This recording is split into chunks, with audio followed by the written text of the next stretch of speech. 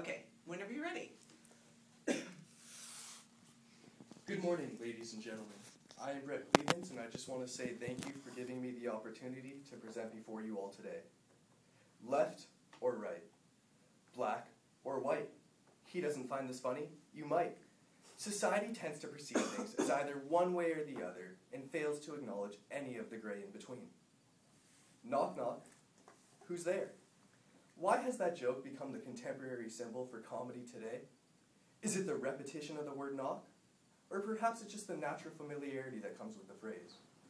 Comedy is a continuing process, not a threshold that once achieved can be ignored or set aside. French philosopher Henry Bergson lays the theoretical framework for what something entails to be comedic in his essay, The Meaning of the Comic. Bergson breaks down comedy into three fundamental components, all of which are exemplified in Aristophanes' Frogs. The first is that comedy exists only in the realm of the human. The second, that the absence of emotion will accompany laughter. And the third, that the comedian must be able to appeal to audiences of different educational backgrounds. The first component that Bergson advocates is that comedy does not exist outside the pale of human existence. In literal terms, that means anytime that we find something funny that's non-human, it is only because we could personify that non-human to have some sort of human-like characteristic. For example, I'm sure many of you have pets at home, and you can identify some sort of human trait to your pet. According to Bergson, that's the element that we actually find comedic. Furthermore, the main character Dionysus, he's not the stereotypical masculine god, yet he illustrates three human traits, thus the audience can relate to him and find him comical. To begin, he's jealous. He wears his stepbrother Heracles' lion skin with him to the underworld, just as a gangster would carry a gun with him. He's a coward. He changes clothes with Xanthias anytime that danger is near. And third, he's provincial mindset in the fact that he's not willing to take a poet from the underworld, or from the living world. He feels like he must go to the underworld. Just as people today, we use manifest destiny and say that God told us to do certain actions to complete certain things. Thus, the audience can relate to Dionysus because we're all a little bit set in our own ways in some way, shape, or form. The second element of comedy is that the absence of emotion accompanies laughter, for laughter has no greater foe than emotion. In literal terms, that means it's only funny when it happens to somebody else. When Dionysus and Xanthias repeatedly change clothes throughout the play, repetition is used for one of two reasons. The first of which is to create a sense, an expectation in which must be fulfilled. And the second is to create the audience with a sense of curiosity. Xanthias and Dionysus repeatedly change wardrobes thinking that the other is going to benefit. But as they often see, as Xanthias would claim, it becomes bad news for somebody.